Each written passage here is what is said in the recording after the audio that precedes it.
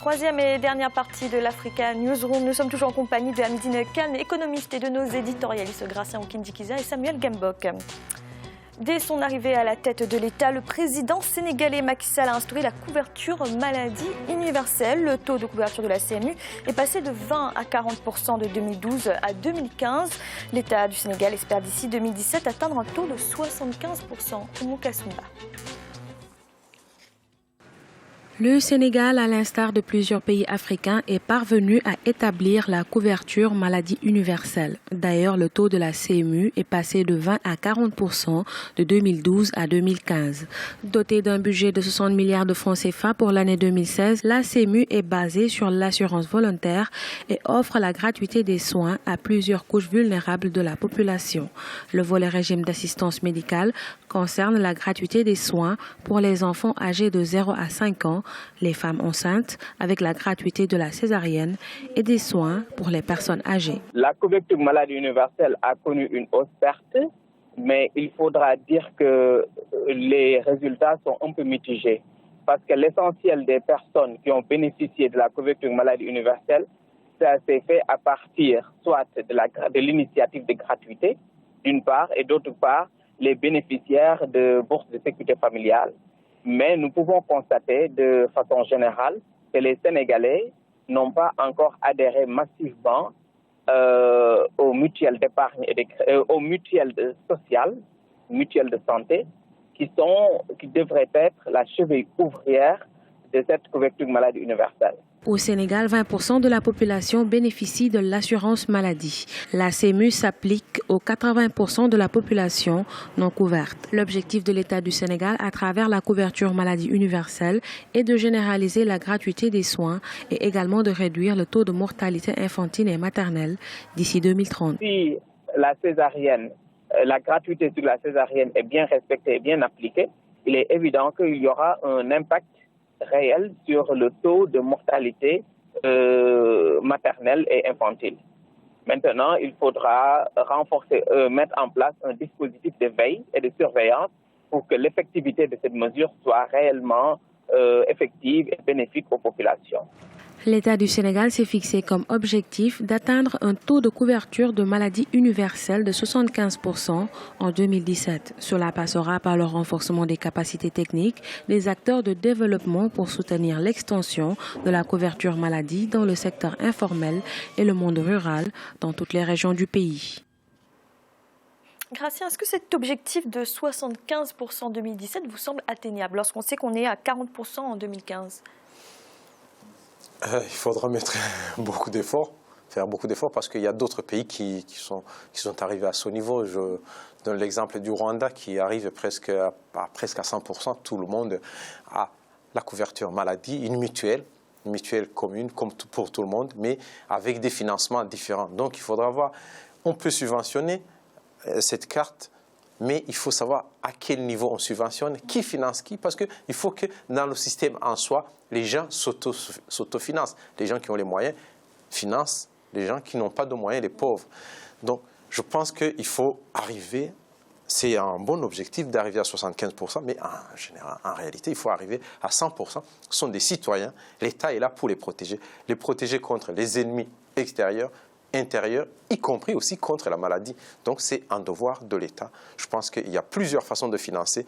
On a parlé de l'UEMOA, mais en même temps, c'est qu'on a l'impression que nos États, surtout au niveau de l'Afrique de l'Ouest, les États développent ce qu'on peut appeler la macroéconomie au niveau des grands ensembles, mais oublient la population surtout vulnérable, qui doit, quand on a 7% par exemple de croissance, il faut que ça profite en réalité aux gens de basse couche, des gens qui n'ont pas beaucoup de moyens, que ça se relève pour au moins rejoindre les autres.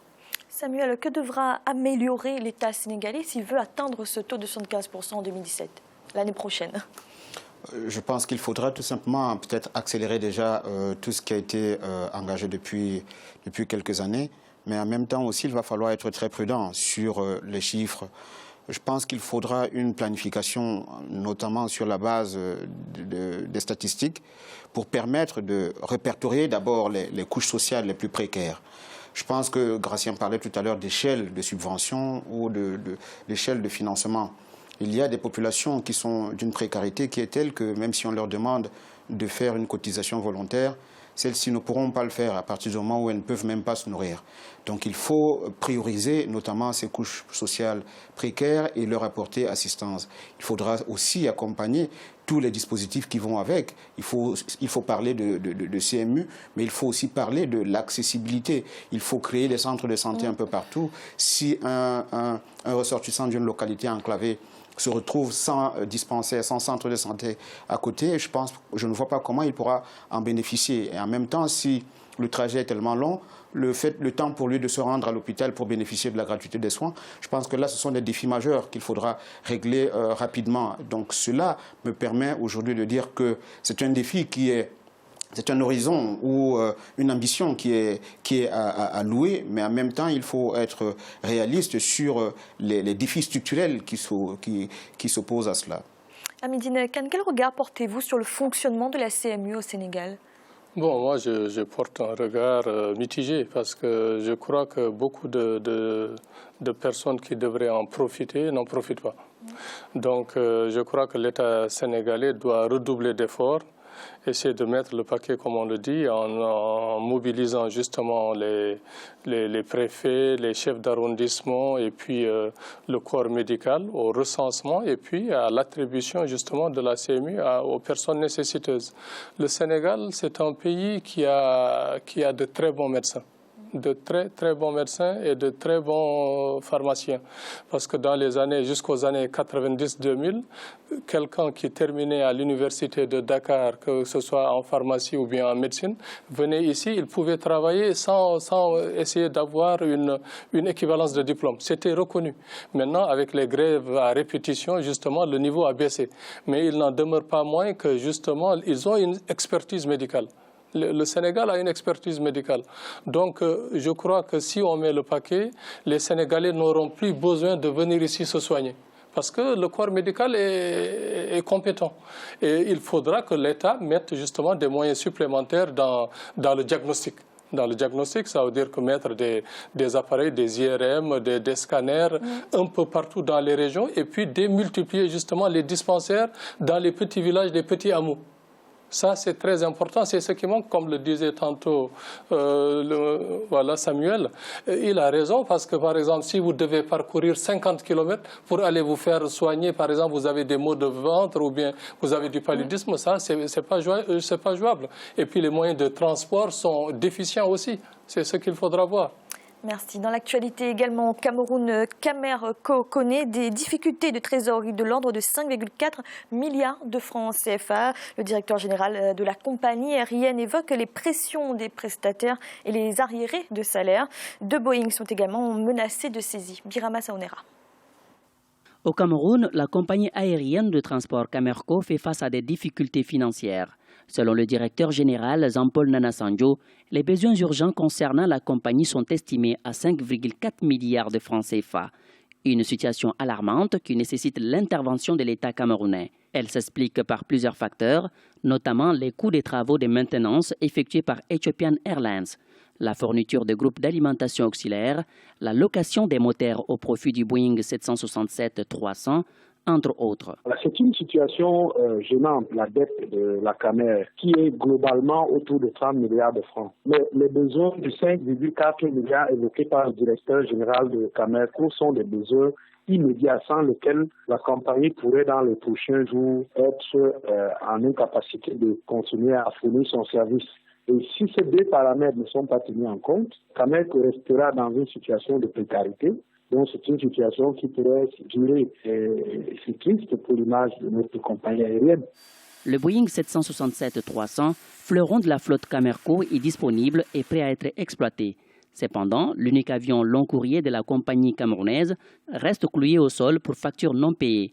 Ainsi, certains experts préconisent des investissements conséquents pour sauver la compagnie nationale aérienne de la faillite. Ce qu'il faut, c'est des investissements massifs pour que les effets puissent être visibles en termes d'amélioration du parc d'avions de la compagnie, mais également de la modernisation du mode de gestion. Si on n'y parvient pas, ça ne sert à rien de continuer à émettre un peu d'argent chaque jour, cet argent qui est absorbé par la situation déficitaire de la compagnie. Ou alors, il faut se décider à privatiser Camerco et donc à rendre le projet suffisamment attractif pour que des intérêts privés viennent acheter, ce que visiblement ne veut pas le gouvernement. La Camerco a également reçu une mise en garde relative au non-paiement des factures arrivées à échéance d'un montant de 1,480 milliards de francs CFA du loueur de deux Boeing 737-700 exploité par la compagnie.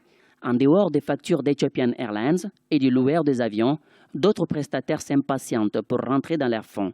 Les employés de la compagnie aérienne sont aussi dans l'attente pour percevoir leurs arriérés de salaire. Samuel, malédiction des compagnies africaines ou problème de gestion? Franchement, Fanny, j'ai du mal à me positionner sur ces deux pôles d'appréciation. Je suis vraiment incompétent pour apporter des éclairages précis sur la gestion administrative et financière de cette compagnie. Mais j'ai l'impression, à titre personnel, que c'est une compagnie, depuis qu'elle a été créée, je parle de la Camerco et non la Camer, qui a été créée et programmée pour mourir.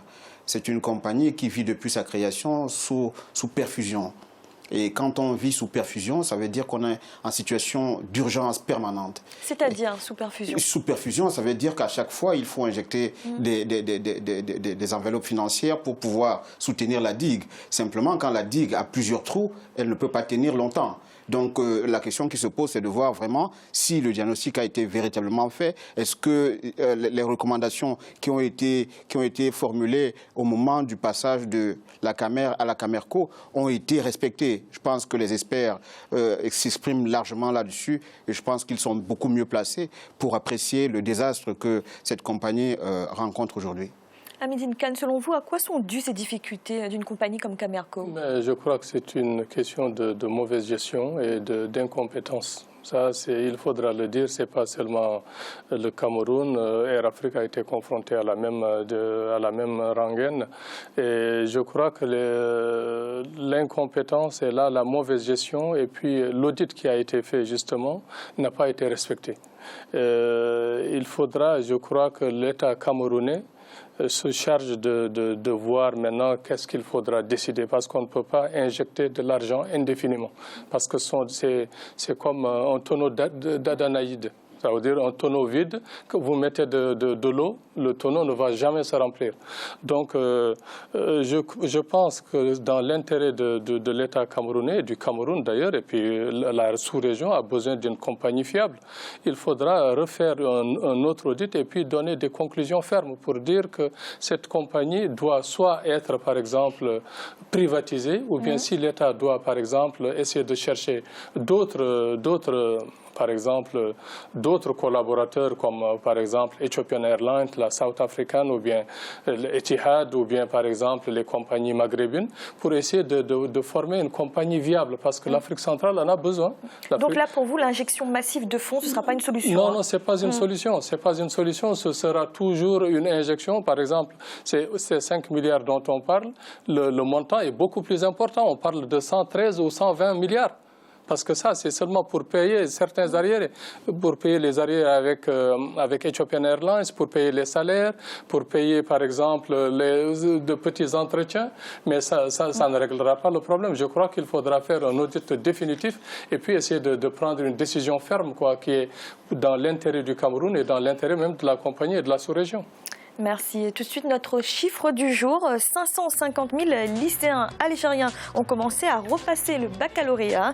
Début juin, de nombreux candidats à cet examen avaient reçu directement sur leur compte d'un célèbre réseau social les sujets avant les épreuves. Pour tenter d'éviter une nouvelle fuite des sujets avant l'examen, les autorités ont bloqué les accès aux réseaux sociaux. La coupure devrait rester en vigueur jusqu'à la fin des nouvelles épreuves le 23 juin prochain. Grâce à tout, c'est une bonne solution de bloquer l'ensemble des réseaux sociaux quand on sait que ce blocage s'applique à l'ensemble de la population. C'est un problème aussi économique parce que ça bloque l'économie du pays. Si on sait bien qu'il y a pas mal de choses qui se font sur Internet. Une solution assez radicale, mais le fond du problème ne se trouve pas sur Internet. Ce ne sont pas les réseaux qui sont coupables, ce sont les gens qui ont accès à ces concours. Comment est-ce qu'ils peuvent avoir accès et les diffuser? Pourquoi ces concours, en principe, on doit les révéler, on doit ouvrir les enveloppes le dernier jour, le jour même de l'examen? S'il y a des gens qui ont des examens qui peuvent les passer, donc il y a un problème. C'est vrai, c'est bien parce que le gouvernement algérien veut sanctionner les coupables. C'est une très bonne chose, mais en même temps, il faut essayer de voir comment faire autrement plutôt que de couper Internet, parce que ça pénalise tout le monde. Samuel, plusieurs pays d'Afrique du Nord connaissent ce problème avec le baccalauréat notamment. Il y a eu le Maroc, il y a eu l'Égypte, maintenant c'est l'Algérie. Qu'est-ce que cela révèle? Est-ce qu'il y a un vrai problème de sécurité autour de ces sujets? Oui, ça montre très bien qu'il y a un problème de protection des fichiers au niveau de l'éducation nationale. Et c'est très inquiétant. Ça veut dire qu'on présente un certain nombre de fragilités. Ça veut dire que même l'appareil gouvernemental n'est pas aussi sécurisé qu'on peut le penser, alors que nous vivons une situation de guerre de l'information, de cybercriminalité. Et donc, il y a toujours des acteurs de cette cybercriminalité qui peuvent fragiliser tout un système. Reste à savoir si les autres fichiers sont suffisamment protégés. Mais en même temps, on a des raisons de croire que c'est quand même une réalité, une information difficile à admettre. Hamidine Kane, cela prouve que les instances étatiques ne sont pas sécurisées? Non, ils ne sont pas sécurisés et puis il y a des fuites partout. Ce n'est pas la première fois, mais c'est maintenant que c'est devenu public. Mais dans tout le Maghreb, c'est un lot quotidien. Je crois, comme l'a dit Samuel, il faudra essayer de faire un renforcement et puis de la prévention.